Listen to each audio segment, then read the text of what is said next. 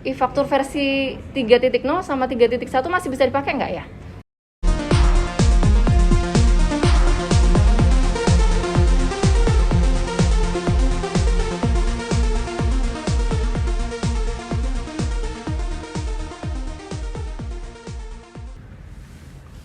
Hai kawan pajak, Assalamualaikum warahmatullahi wabarakatuh.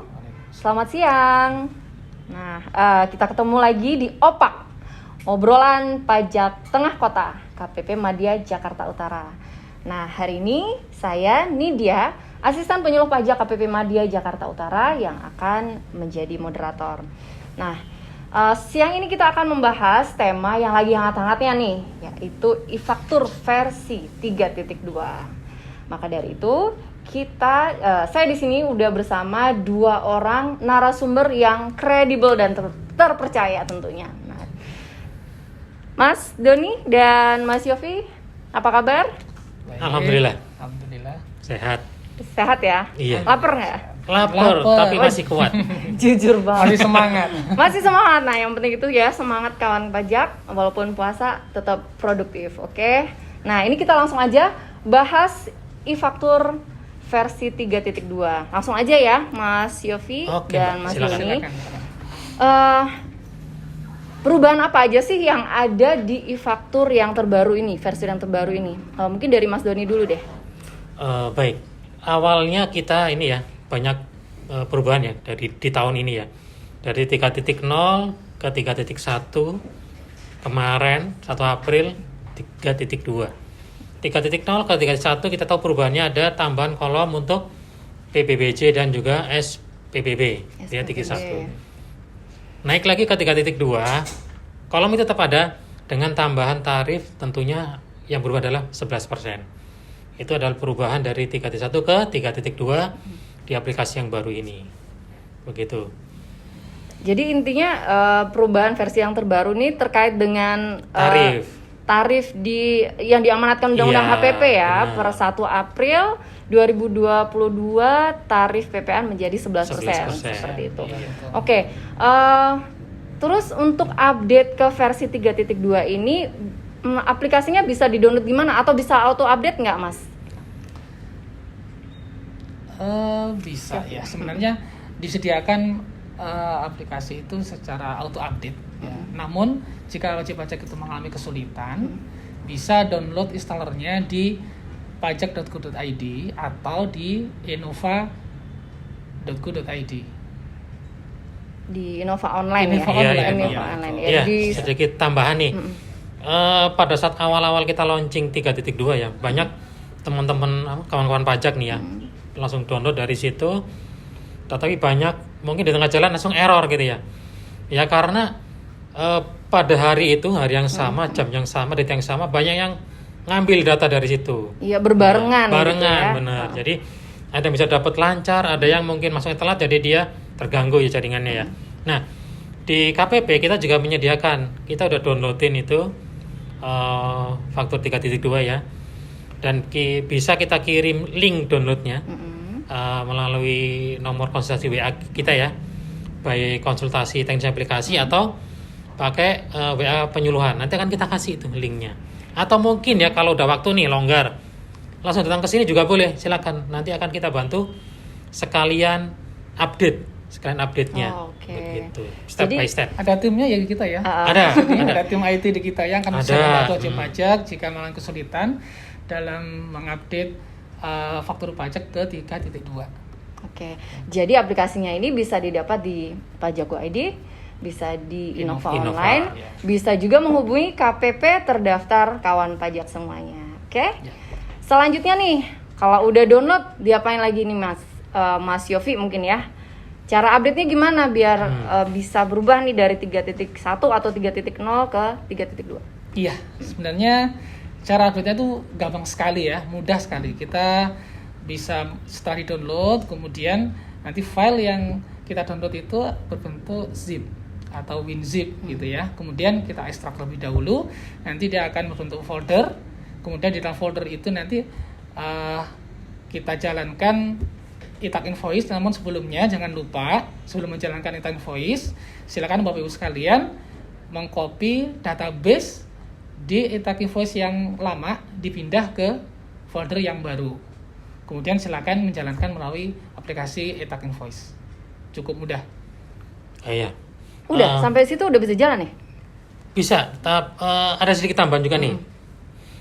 Sebelum kita klik e-tax invoice juga kita bisa klik nih e-tax invoice UPD. Nah, Iya, betul. itu untuk mengupdate ya, UPD singkatan dari update. Jadi database yang kita pasang dari versi 3.0. Oh ya tadi maaf, ini untuk perubahannya nggak harus ini ya. Kalaupun kawan-kawan pajak punya versi 3.0 nih ya, mau ke 3.2, nggak harus ke 3.1 dulu. Bisa langsung lompat nih Oh, ke bisa 3.2. langsung Bisa. ke 3.2 dari Bisa 3.0. Bisa. Iya, Nah, DB-nya tinggal diambil, folder DB kan di folder e-faktur ada folder DB DB-nya, gitu ya. Nah, itu betul. di-copy, paste, masukin ke folder e-faktur 3.2 yang baru. Yang baru. Klik e-tax invoice update atau e-tax invoice aja. Nah, nanti dia akan ngupdate secara otomatis. Gitu. Baik, mungkin nih ada pertanyaan dari kawan-kawan pajak ya.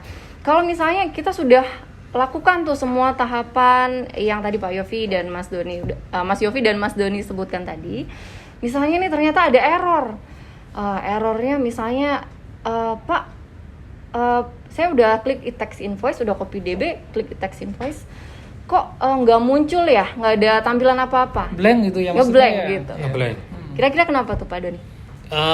Itu biasanya ini ya, untuk masalah memori yang ada di dalam komputernya itu mungkin nggak sinkron ya sama aplikasi kita ya. Jadi kawan-kawan pajak bisa langsung klik di faktur situ ada memconfig ya. Memconfig tinggal diklik aja di situ. Nanti defaultnya sih kalau nggak salah angkanya 10.000 di situ ya. Nah, nanti tinggal disesuaikan RAM-nya kita itu udah berapa di situ RAM-nya. Kalau Di RAM-nya perangkat kita masing-masing ya, ya? kita lihat RAM-nya kita tuh katakanlah kalau 8 GB berarti 8.000 ya. 8.000. Nah, silakan nanti disesuaikan 8.000 nanti jadi nanti dikurangin 6.000 aja nanti biar kita ganti 6.000, nanti tinggal kita klik Y gitu ya. Enter udah langsung bisa jalan. Dicoba lagi setelah itu mengkonfig ditutup, coba lagi e-tax invoice-nya. Oke. Begitu. Berarti seperti itu solusi kalau misalnya ngeblank Ngeblank, ya ya. tampilannya pada saat update. Betul. Nah, mungkin ini ada masalah lagi nih dari kawan pajak nih ya. Kalau misalnya Pak saya udah ikutin urutannya, tapi pas saya buka e-tax invoice, di itu munculnya nomor NPWP, kita disuruh ngisi NPWP lagi. Jadi seolah-olah kayak kita daftar lagi. Oh, Nah, kayak ada yang tampilan salah nggak register tuh? baru, Heeh. iya. Iya. Kayak belum Gimana register tuh Pak gitu ya. Yofi? Mas Iya, Yofi? sebenarnya itu terjadi masalah di database-nya ya, database. Jadi database wajib pajak terjadi masalah, mungkin korup. Nah, untuk itu kami sarankan untuk mengulang kembali installernya, pastikan bahwa database yang Bapak Ibu sekalian copy itu database yang benar, database yang valid gitu ya. Database yang bisa dipakai untuk di 3.2 seperti itu. Jadi silakan dicek dulu database yang akan di-copy ke versi 3.2. Benar. Cara ngeceknya gampang banget ini kawan-kawan pajak. Jadi sebelum kita pindah nih DB-nya ke 3.2 gitu ya, e-faktur 3.2, kita buka dulu nih e-faktur kita yang lama. Kita buka dulu aplikasinya, kita cek fakturnya itu berapa. Ada berapa sih katakanlah di e-faktur 3.1 ini ada 1.500 faktur yang udah kita create gitu ya. Nah, kita pastikan kita ngambil DB itu yang benar dari database e-faktur yang kita buka tadi. Soalnya kadang-kadang begini, case-nya itu kebanyakan dari kawan-kawan pajak itu karena sering update e-faktur itu salah ngambil DB-nya. Jadi folder emang banyak gitu ya. Iya. Dari 2.0 sampai sekarang itu banyak banget emang. Dipastikan pas copy DB-nya itu benar dari e-faktur yang terakhir dijalankan. Oke. Diambil, pindah ke 3.2, jalankan e-tax update-nya, UPD-nya atau e-tax invoice-nya. Oke. Perlu Jadi dipastikan. demikian ya kawan pajak, sebetulnya untuk update ke 3.2 ini nggak susah kok, gampang ya sebetulnya. gampang Nggak banyak sekali. tahapannya, tidak banyak. Jadi sampai mungkin di situ aja cara update-nya. Nah, ini ada pertanyaan yang lain, banyak sih sebetulnya pertanyaan dari kawan pajak yang sudah kita kumpulkan. Nah, jadi per 1 April nih Pak, kok saya manggilnya Pak ya? Dari tadi. Mas aja. Mas muda ya. Mas Doni atau Mas Yofi. Jadi per 1 April ini e-faktur versi 3.0 sama 3.1 masih bisa dipakai nggak ya? Masih bisa dijalankan nggak ya kira-kira? Iya. Kalau sudah update 3.2, maka otomatis yang 3.1 dan 3.0 tidak bisa digunakan lagi. Ya tidak harus pakai versi yang terbaru. Nah, mungkin ada permasalahan ya wajib pajak mungkin mengalami kebingungan. Gimana kalau misalkan ada penggantian faktur pajak misalkan begitu ya. Faktur pajak yang normal itu masih menggunakan versi yang lama. Sementara sekarang sudah pakai versi yang baru yang 3.2. Jika ada penggantian bagaimana solusinya? Nah, di 3.2 disediakan menu bahwa untuk yang penggantian itu faktur pajak yang diganti akan merefer ke faktur pajak normal. Normal ya. Sehingga jika faktur pajak normal diterbitkan menggunakan tarif yang 10%, maka penggantinya juga akan menggunakan tarif yang sama, yaitu yang 10%. Seperti itu. Iya. Jadi benar-benar cut off-nya itu di 1 April, ya. Mengikuti tarif yang mana fakturnya kita melihatnya ke tanggal sebelum 1 April atau setelah sejak 1 April. Baik. Terus ini ada pertanyaan lagi. Mas Doni atau Mas Yofi, kalau ini kita punya faktur nih di bulan Maret sebelumnya tapi belum diupload. Nah, apakah masih bisa diupload di e-faktur 3.2? Sedangkan itu fakturnya untuk masa Maret nih. Nah, masih bisa nggak? Kalau Mungkin Mas Doni. Ya, kalau untuk e-faktur yang masa Maret gitu ya. Kan dia masih pakai tarif 10% ya. Betul. Belum diupload, sedangkan sekarang udah pakai 3.2. Nah, di aplikasi faktur 3.2 itu tarifnya belum nggak dikunci nih, masih bisa ke 10% untuk masa Maret. Jadi masih bisa untuk dilakukan upload faktur Maret. Silakan di situ. Jadi bisa dan tarifnya 10%. tetap 10% ya. Ya. Bisa saya tambahkan sedikit, kalau misalkan ternyata ada faktur yang di bulan sebelum April belum sempat diupload, maka wajib pajak dikasih kesempatan untuk mengupload sampai dengan 15 Mei. Sampai dengan 15 Mei 2022 wajib pajak masih bisa mengupload faktur pajak sebelum 1 April. 1 April 2022. Yang dibuat sebelum 1 April Iya, ya. Baik.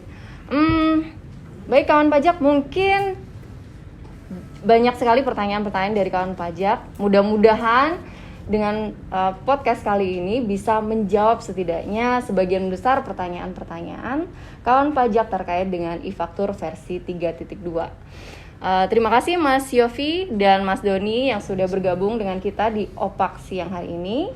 Terima kasih atas perhatian kawan pajak. Selamat siang. Wassalamualaikum warahmatullahi wabarakatuh.